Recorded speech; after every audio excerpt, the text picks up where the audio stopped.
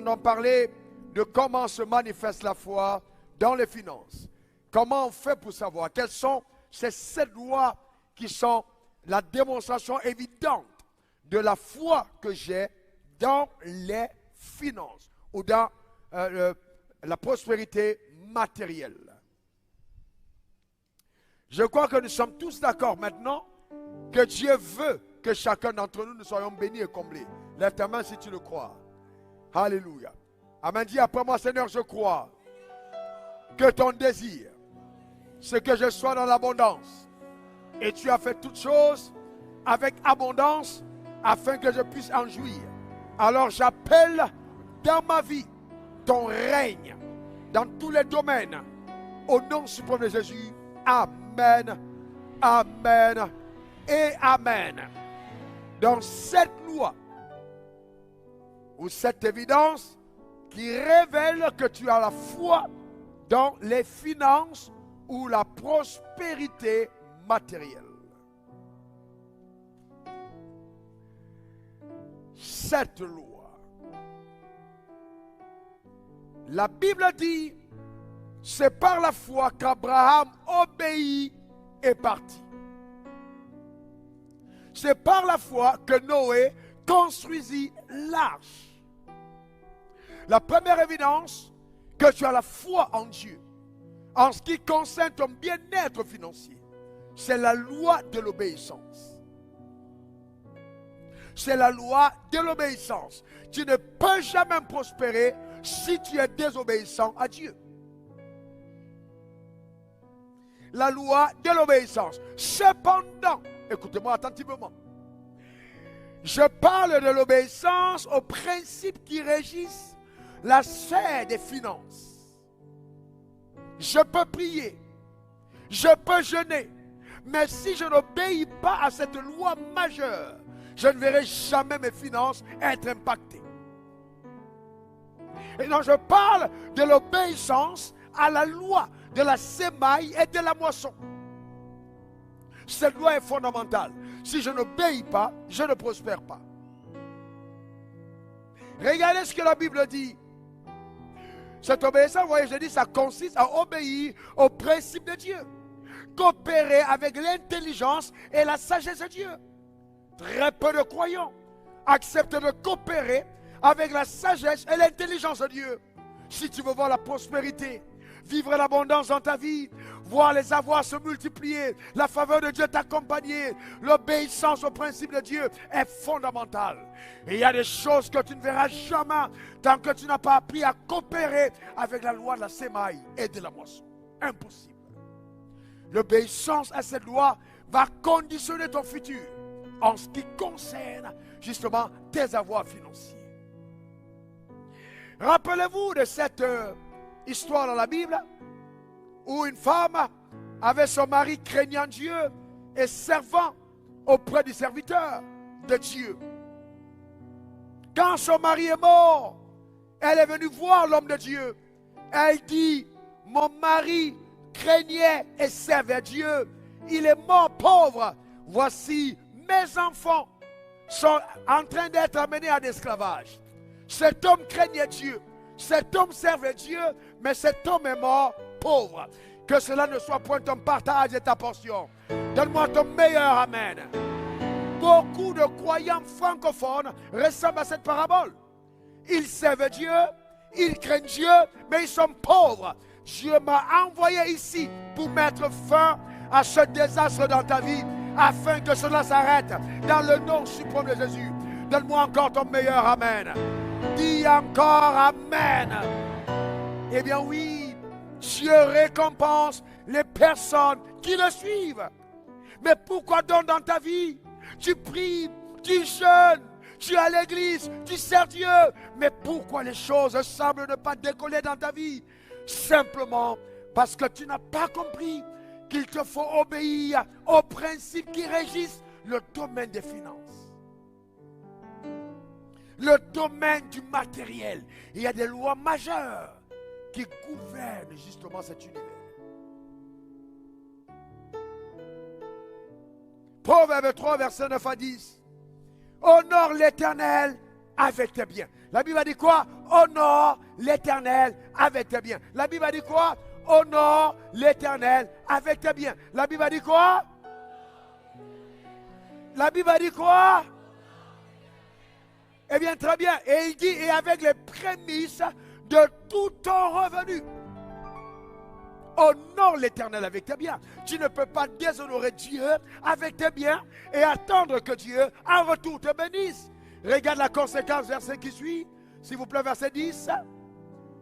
Verset 10. Alors, on a dit quoi? Alors, tes greniers seront remplis d'abondance.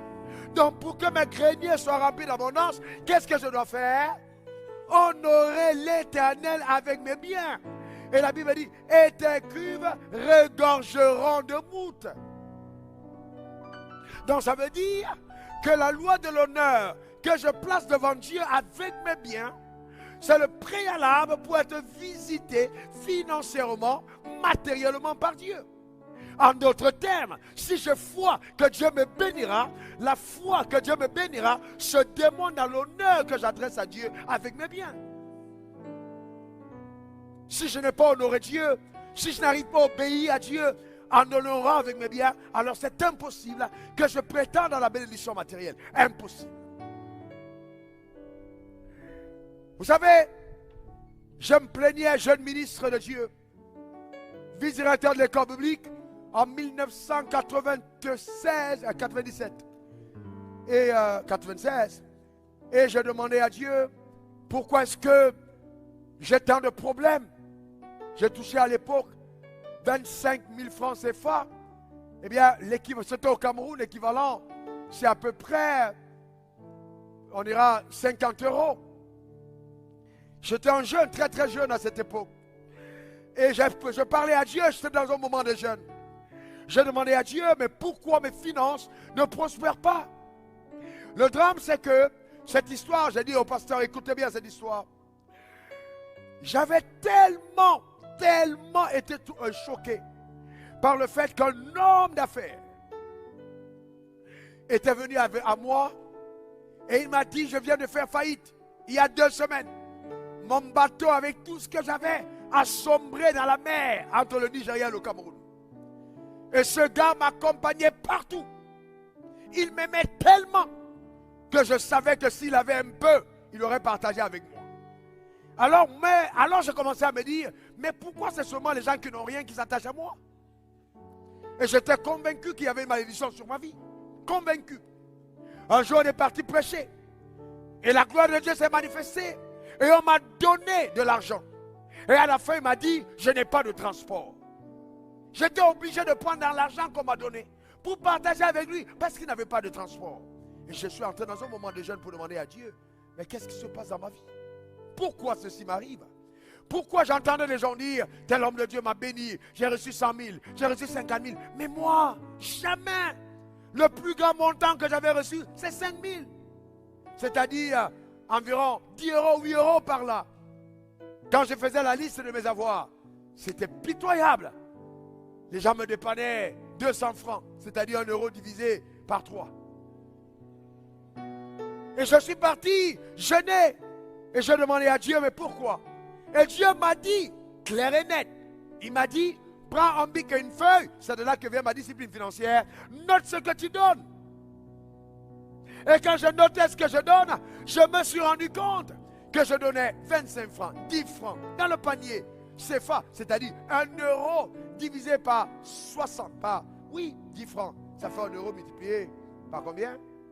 Par 60. Que je donnais dans le panier de l'église. Comment vous imaginez ça? J'étais jeune prédicateur et je ne donnais pas. Vous savez que généralement, les gens qui ont des grands problèmes en ce qui concerne le donner, ce sont les pasteurs.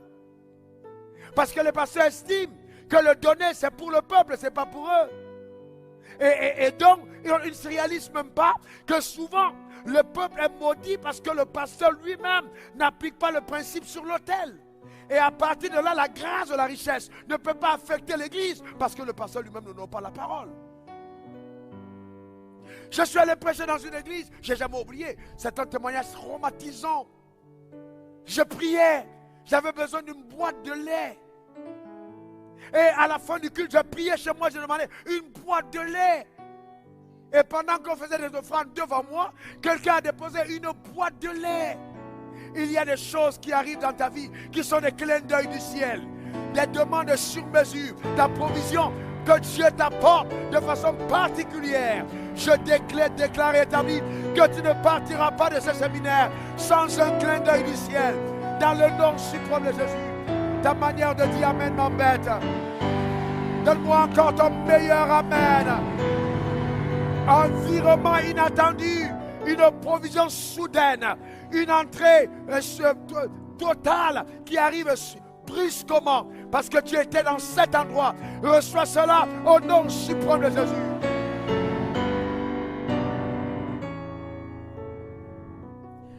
Ou alors parce que tu étais connecté.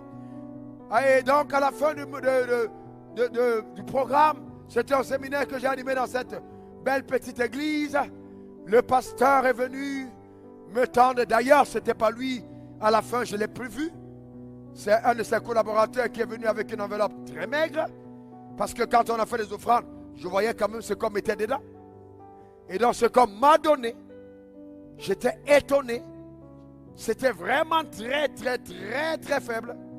Et j'ai dit, bon, donnez-moi ma boîte de lait. Je suis sérieux, j'ai demandé ma boîte de lait. On dit non, il y a quelle boîte de lait? J'ai dit, mais il y avait une boîte de lait. J'ai demandé à Dieu de me donner une boîte de lait. On ne m'a pas donné ma boîte de lait.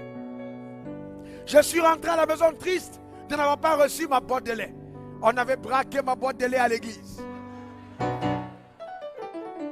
Que Dieu nous délivre du braquage dans le nom suprême de Jésus. Donne-moi ton meilleur Amen.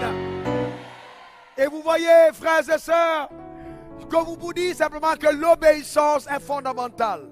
Obéis à Dieu. Vous ne pouvez pas prétendre accéder aux promesses que le ciel vous a réservées si vous n'obéissez pas au principe de Dieu. La loi de la sémaille et de la moisson. Vous devez obéir à ce principe. Il y a beaucoup de croyants qui ne croient pas à l'offrande. Ils ne croient pas à l'offrande. L'obéissance. Donc il y a d'abord l'obéissance numéro 1. Deuxième, la loi de la sémence. Vous devez comprendre la loi de la sémence. Premièrement, l'obéissance. 2, comprendre la loi de la sémence. Vous devez la connaître profondément. La loi de la sémence. Et je dis à toutes les personnes qui commencent des églises aujourd'hui, si vous enseignez sur le renoncement aux œuvres mortes, enseignez aux croyants nouveaux convertis comment donner à Dieu. Dès le départ, l'une des choses que chaque croyant doit connaître, c'est comment donner à Dieu. D'ailleurs, c'est le premier enseignement que Dieu a donné à Adam. Le premier enseignement. Pourquoi? Parce que le royaume des cieux tire sa subsistance sur le principe de la sémence. Dans le premier enseignement que Dieu donne à Adam, c'est sur la sémence. Regardez Genèse 1, verset 29 à 30. Dieu a déjà béni Adam et Ève. Il les place dans le jardin d'Éden. Il dit, soyez multipliés, soyez féconds, assujettissez, remplissez et dominez. Dis après moi, je dominerai. Non, dis-le bien encore. Une troisième fois. Alors je vais te montrer comment la domination est possible. Il est béni, elle leur dit, ok. Alors verset 29. 29 et 30, il dit. Alors quand il les a bénis, il dit, voici je vous donne toutes les bêtes portant de la sémence. Je vous pose une question. Est-ce que Adam et Ève ont péché? Répondez-moi s'il vous plaît. Vous savez, vous n'êtes pas très réactif à Lyon. Votre manière de réagir, ça m'embête un tout petit peu. Ok, moi aussi je vais me contenir. Je vais vous mesurer la mesure à laquelle vous me servez. Donne-moi ton meilleur Amen. Voilà. Voici, je vous donne tout un bevette portant de la. Je vous pose une question. Est-ce que cet homme à qui on donne les bevettes portant de la sémence est un pécheur? Est-ce qu'il est en rétrograde? Est-ce qu'il est béni? Est-ce qu'il est béni? Alors, vous comprenez que seules les personnes bénies ont accès à la compréhension de la loi de la sémaille et la moisson. Comprendre déjà cette loi est la conséquence d'avoir été béni par Dieu. quand Dieu t'a béni, il t'ouvre l'intelligence sur la compréhension de cette loi. Donc c'est un signe que Dieu t'a béni que de te faire comprendre ce qui se cache derrière cette loi majeure. Il dit, voici, je vous donne toute la bête portant de la sémence qui est à la surface de toute la terre. De toute la terre. Et ayant en lui du fruit d'arbre. Waouh. Et ayant en lui du fruit d'arbre. On va voir des choses trop précieuses aujourd'hui. La sémence, ayant en lui du fruit d'arbre, voyez-vous, portant la sémence, ce sera votre nourriture. En d'autres termes, je cache votre nourriture future dans la sémence présente.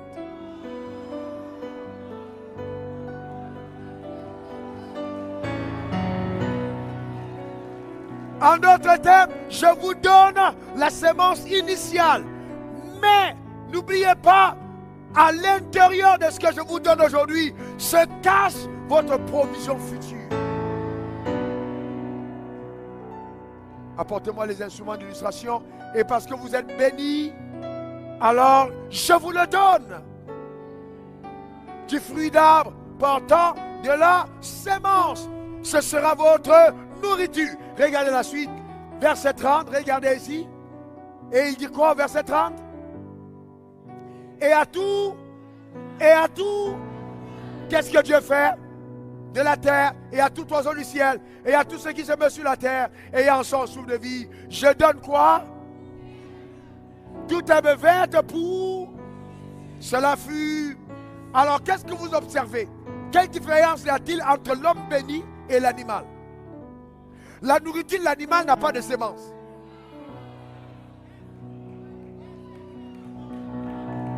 La nourriture de l'animal n'a pas de sémence. Alors, quand vous êtes là et qu'un païen vous dit, oui, je ne comprends pas, dans vos églises, on vous demande de donner. Mais c'est normal, c'est un homme animal. Il peut manger sans s'aimer.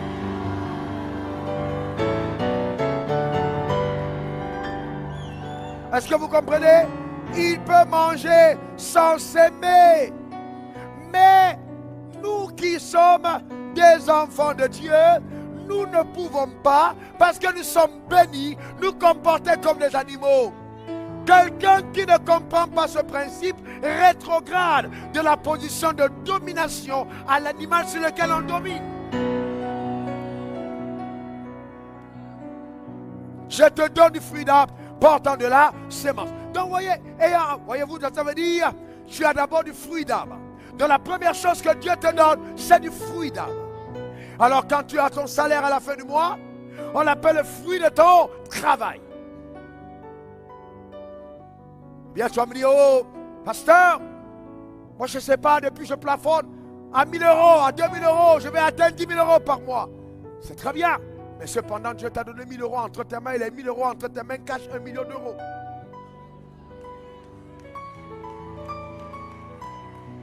Les 1000 euros entre tes mains cachent les 1 million d'euros que tu attends. Mais ça se trouve dans le potentiel entre tes mains. Je te donne du fruit d'arbre portant la sémence qui est à la surface de la terre. Ce sera ta nourriture.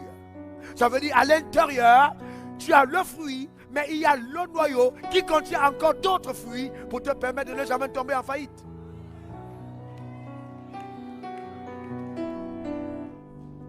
Quelqu'un dans son meilleur amen. Donc ça veut dire que quand tu prends ton fruit, l'intelligence de la loi de la sémence, c'est de premièrement extraire du fruit que tu as entre tes mains, le noyau qui n'est pas comestible. Dans l'extraction du noyau qui n'est pas comestible, c'est l'intelligence de la domination. Donc c'est celui à qui a été béni qui peut dominer, qui peut extraire la sémence de son fruit. En fait, la compréhension de cette loi te donne la supériorité. C'est pourquoi après avoir été béni, c'est cette loi qui a été enseignée. On n'a pas dit à l'homme, prie, prie et puis tu vas. Non, tu as été béni pour dominer. Comprends bien ce principe et la domination sera conséquente.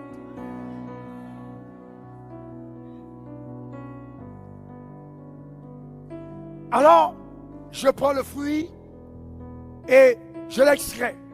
On est d'accord? Et c'est pourquoi toute liberté commence par la découverte des limites de la liberté. Je suis libre. Je suis libre de faire tout ce que je veux. Mais à partir du moment où je commence à être nuisible à mon voisin, ma liberté s'arrête. Mon salaire, c'est à moi. Je suis libre. Mais il y a une frontière à ne pas franchir. La frontière à ne pas franchir, c'est le noyau de mon salaire. Je peux le manger, mais l'intelligence divine m'interdit. Parce que si je mange mon noyau, j'handicape ma capacité à de manger demain. Parce qu'à l'intérieur se cache pas un seul fruit, mais se cache davantage de fruits dans le noyau. Donc en mettant le noyau à part, je garantis que mes lendemains sont assurés. Pas par la prière, pas par Dieu simplement, mais par mon intelligence qui me permet de comprendre que Dieu m'a déjà donné tout ce que je veux et que c'est dans le noyau. Donne-moi ton meilleur amen. Dis encore amen. Une troisième fois amen.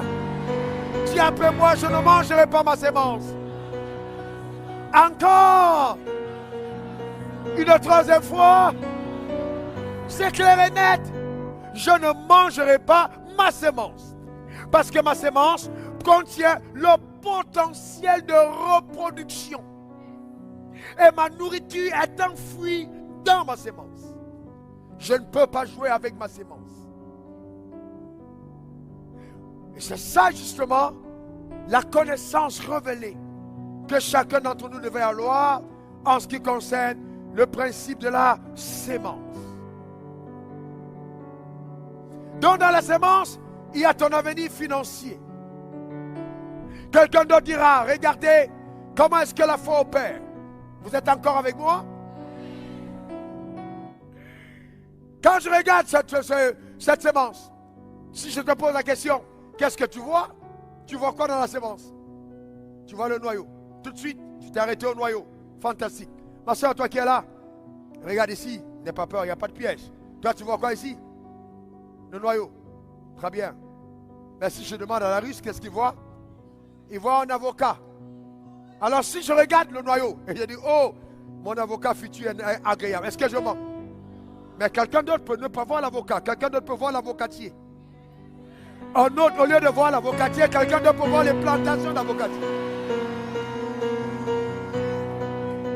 Vous comprenez? Alors si la foi appelle les choses qui ne sont pas comme si elles étaient, la foi à mon avenir financier, c'est ma capacité à appeler mon avenir au travers de ma sémence présente. Alléluia. Donne-moi ton meilleur amen. Parce que dans mon noyau se trouve le potentiel de mon futur. Quelqu'un peut dire, je jette mon noyau. Il n'a rien compris. Quelqu'un peut dire, je vends mon noyau. Ça, je le vends à 10 €. Que Dieu bénisse ton âme. Mais ça, je le vends à 200 €. Quelqu'un dira, mais il est fou. Comment il me vend ce qui est mangeable à 10 €, mais ça, il me vend à 1000 €. Parce que quand je regarde ici, je vois une plantation. Donc ici, j'ai toute la sémence capable d'amener à manifestation toute une plantation. Donc je ne te vends pas le noyau, mais je te vends la plantation dans le noyau.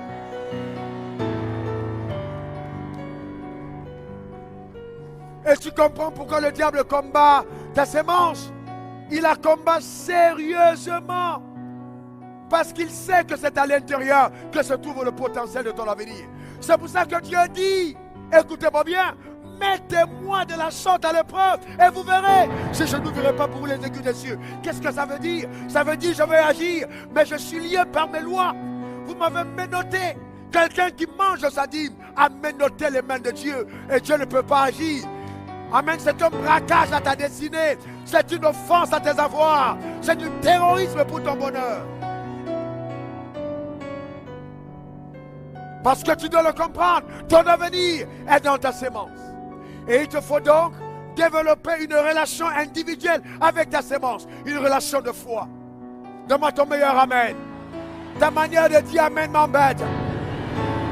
C'est-à-dire que quand tu es chez toi avec ta sémence, tu dois être à même de te réjouir de ce que Dieu a déposé entre ta main, un avenir glorieux. Je peux voir dans ma sémence une maison. Je peux voir dans ma sémence une voiture. Je vous montrerai comment, à partir de la sémence, Dieu va te donner la réelle domination financière. Dis encore Amen. Et il dit, je ouvrirai pour vous les écus des cieux et je répandrai sur vous en abondance la bénédiction. On verra à nouveau la différence entre ceux qui craignent Dieu et ceux qui ne le craignent pas. Dis encore Amen. Alléluia. Observe ceci.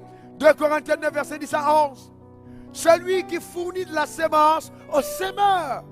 Donc quand Dieu te donne, écoute-moi bien, il faut que tu comprennes ça. Quand Dieu te donne un fruit, il ne t'a pas que donné un fruit, il t'a donné une sémence dans le fruit. Quand Dieu te donne un salaire, il ne t'a pas que donné un salaire, il t'a donné une sémence dans le salaire. Quand Dieu te donne un revenu, il ne t'a pas donné seulement un revenu, il t'a donné une sémence dans le revenu. Et ce serait manquer d'intelligence que de continuer de demander à Dieu ce qu'il t'a déjà donné. Alors les hommes non intelligents mangent, et puis ils ne se soucient pas du noyau, et puis demain ils viennent dire à Dieu, donne-moi encore. Frères et sœurs, il y a des miracles dans ta vie qui n'ont lieu qu'une seule fois. Si tu ne sais pas les entretenir, tu as le potentiel d'entrer dans ce que le ciel t'a réservé. Il y a des choses que Dieu fait dans ta vie, et c'est à l'intérieur de ce qu'il a fait que se cache ton avenir de gloire. Si tu n'as pas su interpréter, tu passes à côté de ton histoire. Et beaucoup de gens sont en retard à cause de ça. Moi, je ne comprends pas. Vraiment, les pasteurs, ils s'enrichissent avec la dîme. Ils s'enrichissent avec la dîme. Frères et sœurs, non. Il ne faut jamais voir les choses de la sorte. Alors jamais. Jamais. Jamais de la sorte. Il faut regarder d'abord ce que ça fait dans ta vie personnelle. Et il dit, quand tu agis de la sorte, j'éloigne de ta vie le dévoreur. Certains d'entre vous, accident sur accident, maladie sur maladie, problème sur problème. Pourquoi? Parce que vous ne gérez pas bien le noyau. Le noyau, quand on le mange, c'est lui qui cause des problèmes dans l'organisme. Vous ne pouvez pas manger ce fruit et vous attendre d'être en bonne santé. Ça va vous créer des problèmes. C'est lui qui va attirer le malheur parce que vous avez touché à l'interdit. L'intelligence est d'extraire. L'extrait est l'interdit de ce que vous mangez. Et celui qui le met à part est en train de coopérer avec la sagesse de Dieu. Et ça tire la faveur de Dieu sur sa vie. Partout il s'en va. Parce que Dieu dit, c'est un homme qui m'honore. Vous voulez que je vous dise une vérité? C'est à cause du don des miracles et des guérisons que souvent l'église est pauvre. Je vous explique comment. J'aime bien ce que tu as dit. Vous savez pourquoi? Parce que nous attendons que Dieu fasse la même chose qu'il le fasse dans la guérison. Dans la guérison, c'est ce qu'on appelle le pouvoir souverain de Dieu. Alors que dans la prospérité, c'est le pouvoir ordonné de Dieu. C'est deux pouvoirs différents. Dans le pouvoir souverain, Dieu donne au paralytique de marcher sans qu'on explique comment ça se passe. Dans la prospérité, il donne en ordre. Et on peut expliquer les petits commencements jusqu'au bout. Et c'est vrai, ça c'est ce qui est important. Donc il y a un pouvoir ordonné. La prospérité agit sur la loi du pouvoir ordonné, pas le pouvoir souverain. Parce que même si, imaginez, j'ai pris pour toi, moi je suis loin, l'ange de la prospérité est avec moi, que je prie pour toi et que tu as 3 millions d'euros, 4 millions qui apparaissent chez toi, dans ta maison aujourd'hui en France, je t'aurais créé des problèmes.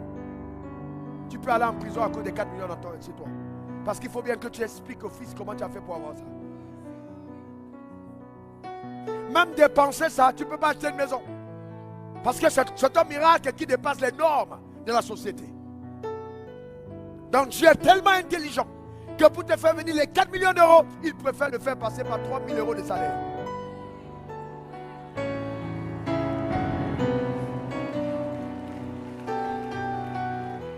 Quelqu'un me donne son meilleur amen. Quelqu'un dit encore amen. Et vous voyez, c'est pourquoi il ne faut jamais venir à l'église pour dire, dans tous les cas j'ai donné, Seigneur je ne m'attends à rien. Hey non, c'est une sémence. Aucun cultivateur n'amène ça en terre et il dit je n'attends rien. Si tu n'attends rien, tu tombes dans une erreur.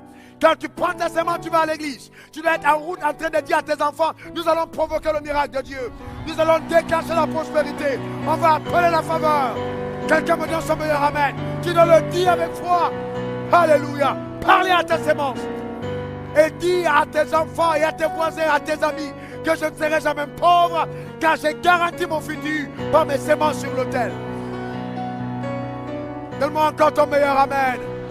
Je suis en train de dire à quelqu'un que si tu as mis ta semence en terre, Dieu te doit quelque chose. Ta manière de dire amen m'embête. Et Dieu te payera les dettes qu'il te doit dans le nom suprême de Jésus. Le ciel te doit quelque chose. Celui qui sème moissonne. Dis je moissonnerai. Non, ta manière de dire je moissonnerai m'embête. Encore. Encore. Alléluia. Il donne la sémence au semeur et du pain pour sa nourriture. Il vous multipliera votre sémence. Donc il y a derrière la capacité de la multiplication.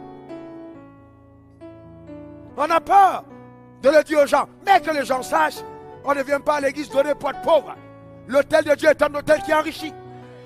C'est pourquoi les moments de culte où on doit s'assurer que ce n'est jamais coupé, c'est le moment de la sémence. On peut couper autant de prières, mais jamais la sémence. Parce que c'est le moment vital, c'est le moment le plus important. D'ailleurs, c'est l'instant fatidique du culte. Un homme qui a des rapports avec sa femme, mais qui ne libère pas sa sémence, n'aura jamais d'enfant. Un croyant qui est en relation avec Dieu, mais qui ne libère pas sa sémence, n'aura jamais de bénédiction.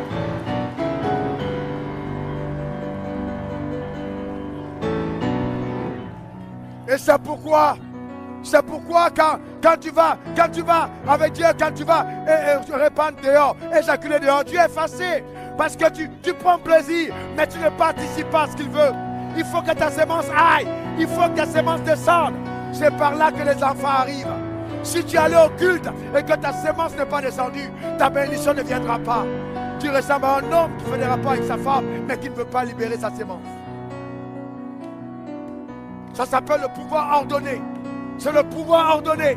Et le diable fait tout pour que tu puisses répandre ta sémence hors de l'autel.